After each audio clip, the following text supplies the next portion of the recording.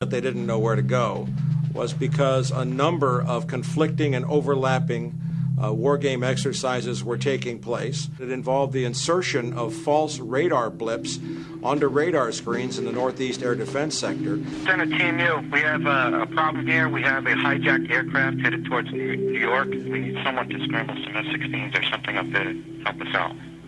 Is this real world or exercise? Is this real world or exercise? There was another exercise, Vigilant Warrior, which was, in fact, according to a NORAD source, a live-fly hijack drill being conducted at the same time.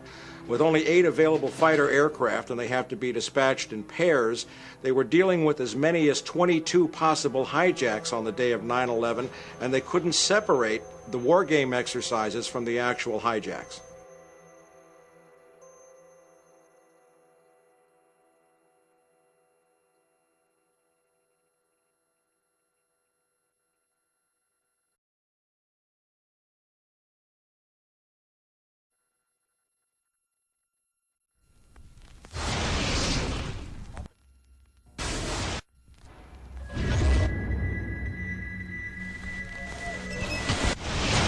Page 172. The U.S. government has not been able to determine the origin of the money used for the 9/11 attacks. Ultimately, the question is of little practical significance. The American authorities have not managed to trace the source of the funding. And then the most amazingly disingenuous statement ultimately is it of little consequence. It is of massive consequence. Doesn't it matter who paid for 9/11? The collapse of Building 7 has been recognized as especially difficult to explain. The 9/11 Commission report implicitly admitted that it could not explain the collapse of this building by not even mentioning it. President, why are you and the Vice President insisting on appearing together before the 9/11 Commission? Because the 9/11 Commission wants to ask us questions. That's why we're meeting, and I look forward to meeting with them and answering their questions. Why you're appearing together rather than separately, which was their request? Because it's a good chance for both of us to answer questions that the 9/11 Commission is looking forward to asking us, and I'm looking forward to answering them. Let's see. Do you think they should be able to stand up and speak their own words? They should go under oath. They should be, yeah, in public.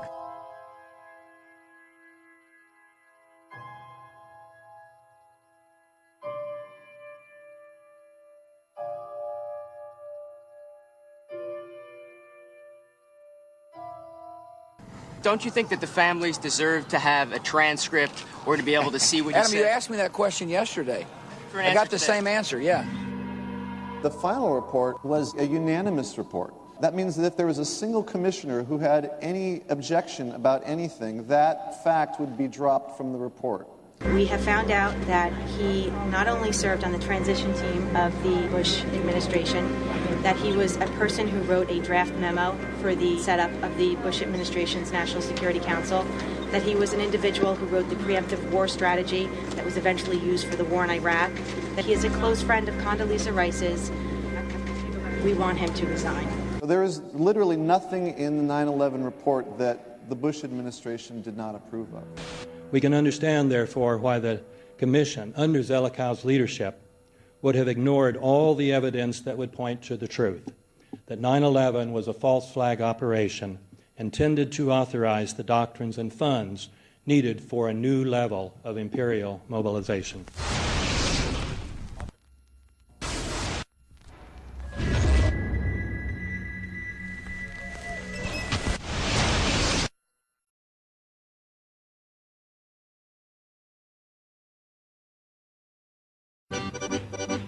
Armed with knives, armed with chemical, biological, nuclear weapons. Fanatics, terrorists, September 11th. September 11th, killers, September 11th, terrorists. Terrorists of Al-Qaeda, terrorists, nuclear weapons, terrorists. 9/11, terror, terrorist, evil. September 11th, September 11th. The terrorists, war and danger. September 11th, terrorism, global terrorism, terrorism, terrorists. Terrorists, terrorists, terrorists, terrorists, the terror. Terrorists, terrorist, terrorism. September 11th, global terrorism, terrorists. Terrorism. September 11th, world terrorism, terrorism. September 11th, global terrorism. September the 11th, terror. Weapons of mass destruction. September the 11th, September the 11th, terrorists. The evil terrorists, no. Terrorism.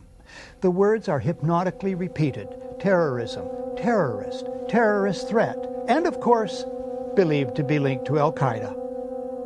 But it's the so-called war on terrorism that's in our faces practically 24/7 as the inescapable focus of our existence. One day, our grandchildren will look back on this time and ask, how was the war on terror won? The entire U.S. ruling class, ruling elite, comes to see terrorism as the preferred means, indeed the only means, to provide social cohesion, to provide an enemy image for the society to keep it together. According to neocon theory from Carl Schmitt, you have to have an enemy image in order to have a society. A very dangerous thing, because now it means that the entire social order, the political parties, intellectual life, politics in general, all based on a monstrous myth. Monstrous myth.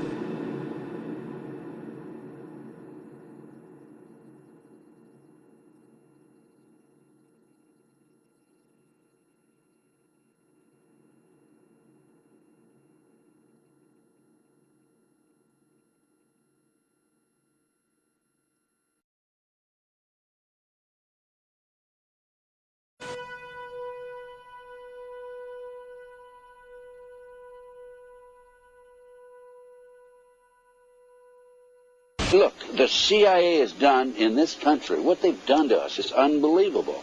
Look at the terrorist acts that have occurred. The CIA behind most, if not all of them. We had the Marine barracks. We had our embassy in Kenya. We had Pan Am 103. We had the USS Cole. We had Oklahoma City. We had the World Trade Center in 1993.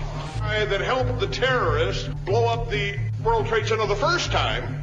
They built the bomb. They got the driver's license. The informant, the FBI informant, a fellow named Salam, a 43-year-old former Egyptian army officer, he was given the assignment to put the bomb together. And he went to his supervisor, his FBI supervisor, and said, we're going to put a dummy bomb in here, right? And the FBI supervisor said, no, we're going to put a real bomb.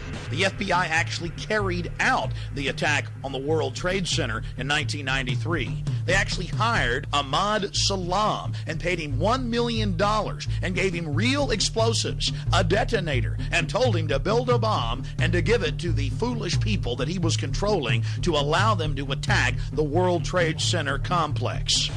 Unfortunately for them, there were only 6 people killed, not enough to pass the legislation. So what happened is 2 years later, April 19, 1995, down comes Oklahoma City Murrah building, 168 people killed. 1 year later, the anti-terrorism legislation that takes away many of our constitutional rights and civil liberties is passed.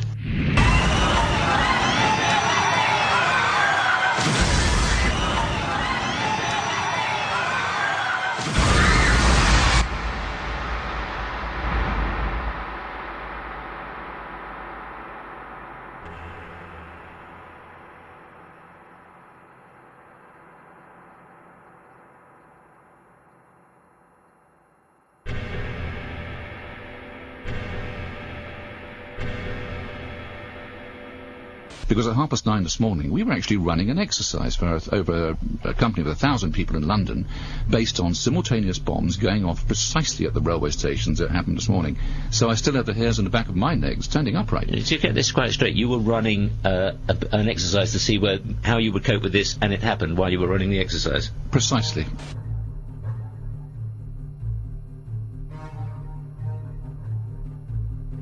Supposed to believe is some kind of coincidence, there was also an anti-terrorist drill going on 7/7. And again, just like 9/11, they were talking about attacks on the same targets, the same kind of tube stations, and exactly the same time as the actual attack happened, providing some kind of cover for what must be operations orchestrated in some way by the state.